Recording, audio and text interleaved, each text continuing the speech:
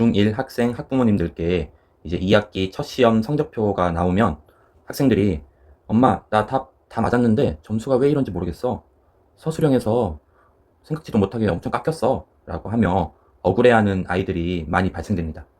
정답만 맞췄다고 점수 다 주는 시대는 이제 끝났습니다. 교육부 지침으로 채점 기준표가 생각보다 훨씬 엄격하거든요. 오늘은 그래서 중1 2학기 학습 내용을 토대로 수학 서술형 시험에서 아이들이 제일 많이 감점당하는, 안타깝게도 제일 감점을 다 풀어놓고 당하는 5가지 실전 사례에 대해서 교사 입장에서 이제 말씀드리려고 합니다. 첫 번째 사례입니다. 도형의 합동 근거 및 조건을 누락하는 경우가 많이 있거든요. 그래서 예를 들어서 이러한 삼각형이 있습니다. 이런 삼각형이 있는데요. OAB라고 할게요. 다음 O, CD라고 할게요. 여기 길이가 같고요. 여기 길이가 같다는 조건이 있습니다. 그러면 삼각형, 왼쪽 삼각형과 오른쪽 삼각형이 합동임을 보여라 라고 한다면 여러분 OA랑 OC가 길이 같고, 그 다음 또 OB랑 OD가 길이 같고, 또 각 AOB랑 또 각 COD가 막곡지각으로 같고, 따라서 삼각형 OAB랑 는 삼각형 OCD는 SAS 합동이다 라고 써야 감점이 없는 모범 서술형 답안이 됩니다. 합동 조건 3가지를 하나, 둘, 셋 썼고요.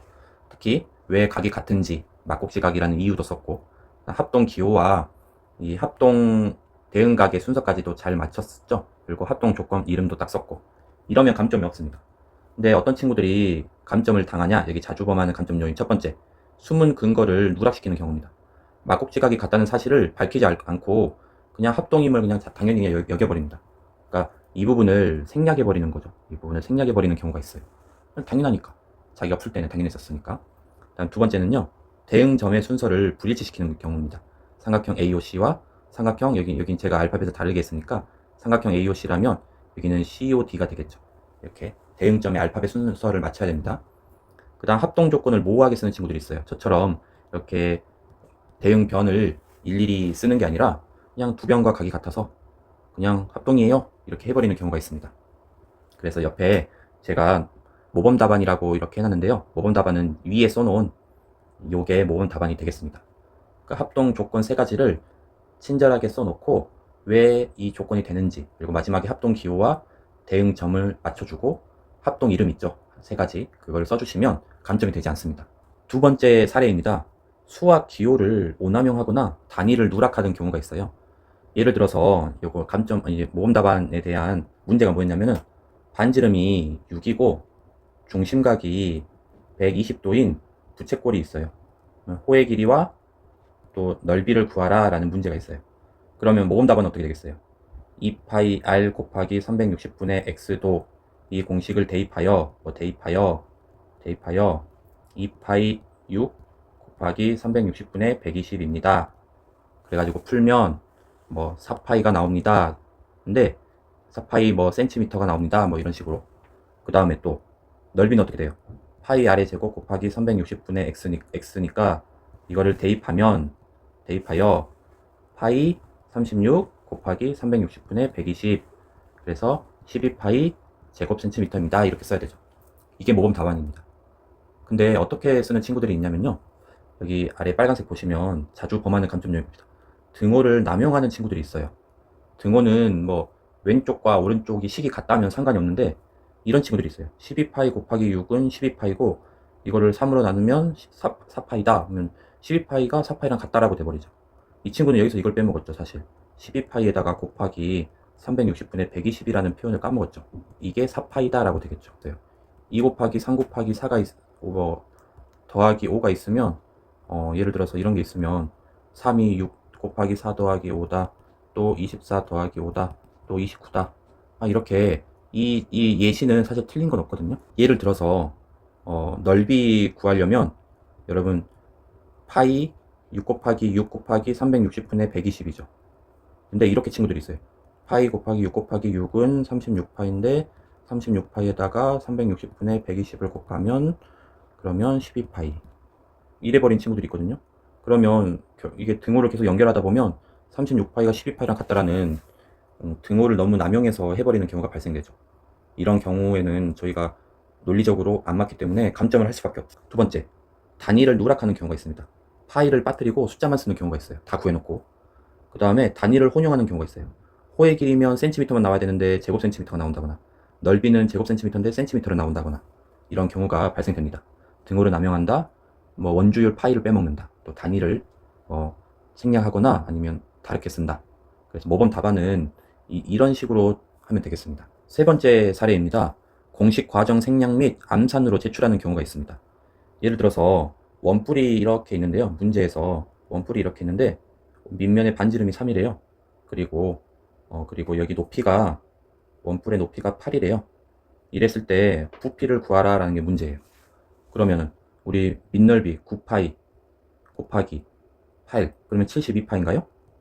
72파이에다가 3분의 1 해서 뭐 24파이 이래버려요. 이래버리면 점수를 주기가 좀 애매해요. 감점을 할 수밖에 없는 경우가 발생됩니다. 3분의 1을 왜 해줬는지, 물론 공식으로 인해서 3분의 1을 해준 건 알겠는데, 이게 친절하지 않은 암산을 통한 그냥 대략적인 답만 써버리면 저희가 점수를 주기가 어려워요. 모범 답안이라면 원뿔 부피는 3분의 1 곱하기 밑넓이 곱하기 높이이므로 3분의 1 곱하기 9파이 곱하기 8 해서 24파이 세제곱 센티미터입니다. 이런 식으로 써야 이게 모범 답안이고요. 이게 암산을 통한 좀 성의 없는 풀이, 그래서 점수를 좀 주지 못하는, 감점을 한번 하게 되는 약간 그런 답안이 되겠습니다.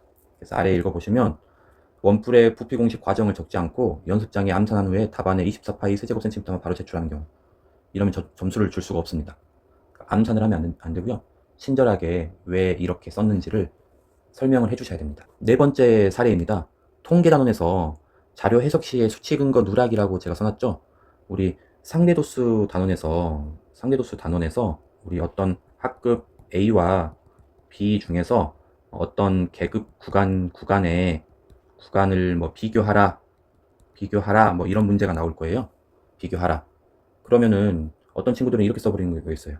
A 뭐 0.25, B 0.2, A가 B이므로 뭐 A가 더 높다. 이렇게 해버리면 점수를 주기가 좀 그래요. 0.25가 뭐고 0.2가 뭔지 아무 말이 없어요. 모범 답안은 이렇습니다. 상대 도수라는 거는 전체 도수분의 그 계급의 도수이므로 A 학급 뭐 어떤 계급 구간의 상대 도수는 0.25이고 B 학급 어떤 계급의 상대 도수는 0.2이다. 따라서 학급 A가 학급 뭐 B의 어떤 계급에서는 더 높다. 뭐 이런 식으로 상대도수의 정의를 이용해서 풀었다라는 걸 보여줘야 모범 답안이 되겠습니다. 그래서 아래 보시면 단순 결론만 서술해요. A반이 B반보다 비율이 더 높다. 이거는 거의 답만 쓴 거 아닌가요? 답만 쓰면 서술형 점수를 못 줍니다. 특히 답만 쓴 경우에는 점수를 엄청 쬐끔 줘요. 두 번째, 근거가 되는 내용을 아예 누락해버리는 겁니다. 상대도수 값이나 수식 비교를 자체 얘기를 해버리지 않는 경우죠. 그래서 오른쪽에 모범 답안 보시면 A반의 계급의 상대도수, B반의 상대도수, 이러므로 A반 비율이 B반보다 더 높다. 이렇게 통계단원에서도 이렇게 친절하게 좀 정의에 입각해서 아니면 또 공식에 입각해서 써주셔야 됩니다. 마지막 사례 5번입니다. 불필요한 줄글 중심의 서술을 하는 경우가 있습니다. 예를 들어서 위에서도 얘기했지만 뭐 문제가 이래요. 문제가 부채꼴의 반지름이 뭐 6이다. 뭐 중심각은 뭐 120도다. 뭐 그랬을 때 뭐 부채꼴의 호의 길이 부채꼴 뭐 넓이 구하라 뭐 이렇게 나와 있어요. 그러면 막 부채꼴의 넓이는 원의 넓이에다가 중심각만큼 곱해줘야 하기 때문에 원의 넓이 36파이이고 거기에 360분의 120 곱하면 12파이가 되어 호의 길이는 12파이 센티미터이다. 또한 넓이는 이런 식으로 약간 이렇게 문장식으로 국어 수필 쓰듯 풀이 과정을 길게 쓰는 친구들이 있습니다. 이런 친구들은 사실 뭐 다 맞는 얘기예요. 다 맞는 얘기라서 뭐 점수야 받을 수 있겠지만 시간이 시간이 너무 낭비돼요. 시간 낭비가 너무 심합니다. 이런 친구들은 더 다른 문제에 더 시간을 투자하는 게 낫겠죠. 예, 그래서 이런 친구들이 선생님들이 진짜 가장 안타까워하는 유형입니다. 과정을 잘 쓰라고 하니까 문제집 해설지처럼 한글로 된 길고 친절한 수필을 적고 있는 아이들입니다. 서술형은 국어 작문 시험이 아닙니다. 수학적 기호, 수식, 핵심 성질, 명칭만 줄 맞춰서 적으면 끝납니다. 말로 길게 쓰다가 뒤에 나오는 객관식이나 어려운 서술형 문제는 시간 부족해서 손도 못 대고 제출하는 경우가 많이 발생됩니다. 여기 아래 보시면 다른 문제거든요. 대각선을 그으면 삼각형이 몇 개만 생기는데 뭐 어쩌고저쩌고 장문으로 나열하는 경우.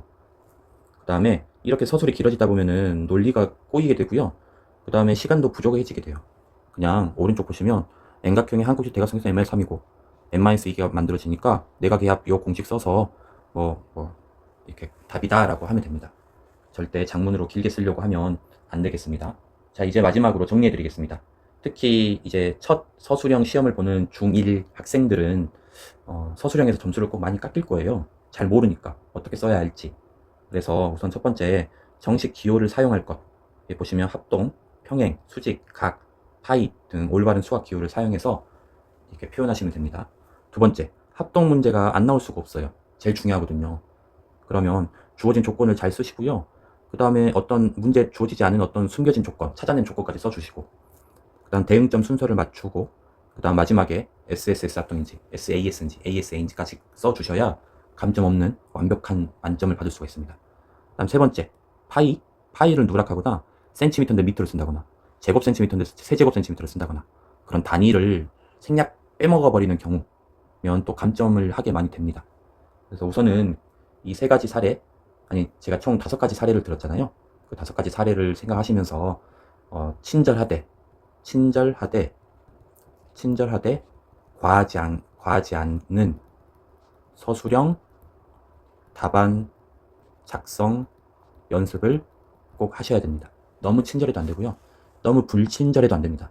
적절하게 친절한 서술형 답안 작성하는 것을 연습하셔야 우리 수학에서 100점 만점에 원래는 20점이 서술형이었거든요. 근데 점점 이걸 확대해 나가라는 게 추세예요. 고등학교 때는 더 늘릴 거고요. 이제 지금 초6 애들한테는 지금 수능도 논술형으로 본다라는 말까지 나오고 있습니다. 그래서 꼭 수리 논술도 연습을 많이 해보셔야 되겠습니다. 영상이 조금이나마 도움이 되셨다면 좋아요와 구독 한번 부탁드립니다.